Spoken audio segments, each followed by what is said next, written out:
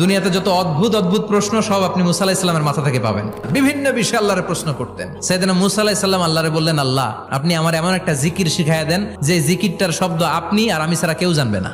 দিনে রাতে সব সময় এই জিকির আমি করব, আপনারে ডাকবো, কিন্তু শর্ত হলো এই জিকিরটা জানবে শুধু আপনি আর জানবো শুধু আমি। আল্লাহ বললেন, মুসা পড়ো লা ইলাহা ইল্লাল্লাহ। মুসা আলাইহিস সালাম কয়, মাবুদ এটা তো জাতীয় জিকির, সবাই জানে। আমি তো চাইছি এক্সেলেন্ট একটা জিকির, কারো কাছে নাই, শুধু আমি জানবো আর আমি পড়বো।